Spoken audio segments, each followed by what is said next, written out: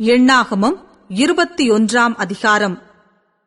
வேவுக்காரர் காண்பித்த வழியாக இஸ்ரவேலர் வருகிறார்கள் என்று தெற்கே வாசம் பண்ணுகிற கானானியனாகிய ஆராத் ராஜா கேள்விப்பட்டபோது அவன் இஸ்ரவேலருக்கு விரோதமாக யுத்தம் பண்ணி அவர்களில் சிலரை சிறைப்பிடித்துக் கொண்டு போனான். அப்பொழுது இஸ்ரவேலர் கர்த்தரை நோக்கி, தேவரீர் இந்த ஜனங்களை எங்கள் கையில் ஒப்புக் கொடுத்தால் அவர்களுடைய பட்டணங்களை சங்காரம் பண்ணுவோம் என்று பிரதிக்கினை பண்ணினார்கள். கர்த்தர் இஸ்ரவேலின் சத்தத்துக்கு செவி கொடுத்து அவர்களுக்கு கானானியரை ஒப்புக் கொடுத்தார். அப்பொழுது அவர்களையும் அவர்கள் பட்டணங்களையும் சங்காரம் பண்ணி அவ்விடத்திற்கு ஓர்மா என்று பெயரிட்டார்கள். அவர்கள் ஏதோம் தேசத்தை சுற்றி போகும்படிக்கு ஓர் என்னும் மலையை விட்டு சிவந்த சமுத்திரத்தின் வழியாய் பிரயாணம் பண்ணினார்கள். வழிய நிமித்தம் ஜனங்கள் மனமடிவடைந்தார்கள். ஜனங்கள் தேவனுக்கும் மோசேக்கும் விரோதமாக பேசி, நாங்கள் வனாந்திரத்திலே சாகும்படி நீங்கள் எங்களை எகிப்து தேசத்திலிருந்து வர பண்ணினதென்ன? இங்கே அப்பமும் இல்லை, தண்ணீரும் இல்லை. இந்த அற்பமான உணவு எங்கள் மனதுக்கு வெறுப்பாயிருக்கிறது என்றார்கள். அப்பொழுது கர்த்தர் கொள்ளிவாய் சர்ப்பங்களை ஜனங்களுக்குள்ளே அனுப்பினார். அவைகள் ஜனங்களை கடித்ததினால் இஸ்ரவேலருக்குள்ளே அநேக ஜனங்கள் செத்தார்கள். அதனால் ஜனங்கள் மோசேயினிடத்தில் போய், நாங்கள் கர்த்தருக்கும் உமக்கும் விரோதமாய் பேசினதினால் பாவம் செய்தோம். சர்ப்பங்கள் எங்களை விட்டு நீங்கும்படி கர்த்தரை நோக்கி விண்ணப்பம் பண்ண வேண்டும் என்றார்கள். மோசே ஜனங்களுக்காக விண்ணப்பம் பண்ணினான். அப்பொழுது கர்த்தர் மோசேயை நோக்கி, நீ ஒரு கொள்ளிவாய் சர்ப்பத்தின் உருவத்தை செய்து அதை ஒரு கம்பத்தின் மேல் தூக்கி வை. கடிக்கப்பட்டவன் எவனோ அவன் அதை நோக்கி பார்த்தால் பிழைப்பான் என்றார். அப்படியே மோசே ஒரு வெண்கல சர்ப்பத்தை உண்டாக்கி அதை ஒரு கம்பத்தின் மேல் தூக்கி வைத்தான். சர்ப்பம் ஒருவனை கடித்தபோது அவன் அந்த வெண்கல சர்ப்பத்தை நோக்கி பார்த்து பிழைப்பான். இஸ்ரவேல் புத்திரர் பிரயாணப்பட்டு போய் ஓபோத்தில் பாளையம் இறங்கினார்கள். ஓபோத்திலிருந்து பிரயாணம் பண்ணி சூரியோதயத்திற்கு நேராய் மோவாபுக்கு எதிரான வனாந்திரத்திலுள்ள அபாரிமின் மேடுகளில் பாளையம் இறங்கினார்கள். அங்கே இருந்து பிரயாணப்பட்டு போய் சாரேத் பள்ளத்தாக்கிலே பாளையம் இறங்கினார்கள். அங்கே இருந்து பிரயாணப்பட்டு போய் எமோரியரின் எல்லையிலிருந்து வருகிறதும் வனாந்திரத்தில் ஓடுகிறதுமான அர்னோன் ஆற்றுக்கு இப்புறம் பாளையம் இறங்கினார்கள். அந்த அர்னோன் மோவாபுக்கும் எமோரியருக்கும் நடுவே இருக்கிற மோவாபின் எல்லை.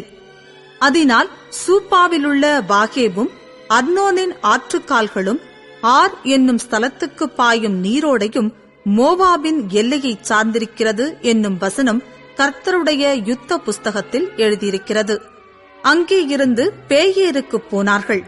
ஜனங்களை கூடி வரசை, அவர்களுக்கு தண்ணீர் கொடுப்பேன் என்று கர்த்தர் மோசேக்கு சொன்ன ஊற்று இருக்கிற இடம் அதுதான். அப்பொழுது இஸ்ரவேலர் பாடின பாட்டாவது, ஊற்று தண்ணீரே பொங்கி வா, அதை குறித்து பாடுவோம் வாருங்கள். நியாய பிரமாணிக்கனின் ஏவுதலால் அதிபதிகள் கிணற்றை தோண்டினார்கள். ஜனத்தில் மேன்மக்கள் தங்கள் தண்டாயுதங்களை கொண்டு தோண்டினார்கள் என்று பாடினார்கள். அந்த வனாந்திரத்திலிருந்து மாத்தனாவுக்கும், மாத்தனாவிலிருந்து நகாலியேலுக்கும், நகாலியேலிலிருந்து பாமோத்துக்கும், பள்ளத்தாக்கிலுள்ள மோவாபின் வெளியில் இருக்கிற பாமோத்திலிருந்து எஷிமோனை நோக்கும் பிஸ்காவின் உச்சிக்கும் போனார்கள். அப்பொழுது இஸ்ரவேலர் எமோரியரின் ராஜாவாகிய சீகோனிடத்தில் ஸ்தானாபதிகளை அனுப்பி, உமது தேசத்தின் வழியாய் கடந்து போகும்படி உத்தரவு கொடுக்க வேண்டும். நாங்கள் வயல்களிலும் திராட்சை தோட்டங்களிலும் போகாமலும் துறவுகளின் தண்ணீரை குடியாமலும் உமது எல்லையை கடந்து போகும் மட்டும் ராஜபாதையில் நடந்து போவோம் என்று சொல்லச் சொன்னார்கள். சீகோன் தன் எல்லை வழியாய் கடந்து போக இஸ்ரவேலுக்கு உத்தரவு கொடாமல் தன் ஜனங்கள் எல்லாரையும் கூட்டிக் கொண்டு இஸ்ரவேலருக்கு விரோதமாக வனாந்திரத்திலே புறப்பட்டு யாகாசுக்கு வந்து இஸ்ரவேலரோடே யுத்தம் பண்ணினான். இஸ்ரவேலர் அவனை பட்டய கருக்கினால் வெட்டி அர்னோன் தொடங்கி அம்மோன் புத்திரரின் தேசத்தைச் சார்ந்த யாப்போக்கு வரைக்கும் உள்ள அவனுடைய தேசத்தை கட்டிக்கொண்டார்கள். அம்மோன் புத்திரரின் எல்லை அரணிப்பானதாயிருந்தது. இஸ்ரவேலர் அந்த பட்டணங்கள் யாவையும் பிடித்து எஸ்போனிலும் அதைச் சார்ந்த எல்லா கிராமங்களிலும் எமோரியருடைய எல்லா பட்டணங்களிலும் குடியிருந்தார்கள். எஸ்போனானது எமோரியரின் ராஜாவாகிய சீகோனின் பட்டணமாயிருந்தது. அவன் மோவாபியரின் முந்தின ராஜாவுக்கு விரோதமாக யுத்தம் பண்ணி அர்னோன் வரைக்கும் இருந்த அவன் தேசத்தை எல்லாம் அவன் கையிலிருந்து பறித்துக் கொண்டான். அதனாலே கவி கட்டுகிறவர்கள், எஸ்போனுக்கு வாருங்கள், சீகோனின் பட்டணம் ஸ்திரமாய் கட்டப்படுவதாக. எஸ்போனிலிருந்து அக்கினியும் சீகோனுடைய பட்டணத்திலிருந்து ஜுவாலையும் புறப்பட்டு மோவாபுடைய ஆர் என்னும் ஊரையும் அர்னோனுடைய மேடுகளிலுள்ள ஆண்டவமார்களையும் பட்சித்தது. ஐயோ மோவாபே, கேமோஷ் தேவனின் ஜனமே, நீ நாசமானாய். தப்பி ஓடின தன் குமாரரையும் தன் குமாரத்திகளையும் எமோரியரின் ராஜாவாகிய சீகோனுக்கு சிறைகளாக ஒப்புக் கொடுத்தான். அவர்களை எய்து போட்டோம். எஸ்போன் பட்டணம் தீபோன் ஊர் வரைக்கும் நாசமாயிற்று. மேதேபாவுக்கு சமீபமான நோப்பா பட்டண பரியந்தம் அவர்களை பாழாக்கினோம் என்று பாடினார்கள். இஸ்ரவேலர் இப்படியே எமோரியரின் தேசத்திலே குடியிருந்தார்கள். பின்பு மோசே யாசேர் பட்டணத்துக்கு வேவு பார்க்கிறவர்களை அனுப்பினான். அவர்கள் அதைச் சேர்ந்த கிராமங்களை கட்டிக்கொண்டு அங்கே இருந்த எமோரியரை துரத்திவிட்டார்கள். பின்பு பாசானுக்கு போகிற வழியாய் திரும்பிவிட்டார்கள். அப்பொழுது பாசான் ராஜாவாகிய ஓக் என்பவன் தன் சமஸ்த ஜனங்களோடும் அவர்களை எதிர்த்து யுத்தம் பண்ணும்படிக்கு எத்ரேயுக்கு புறப்பட்டு வந்தான்.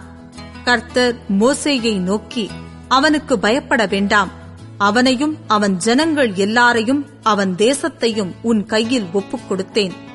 எஸ்போனிலே வாசமாயிருந்த எமோரியரின் ராஜாவாகிய சீகோனுக்கு நீ செய்தபடியே இவனுக்கும் செய்வாய் என்றார்.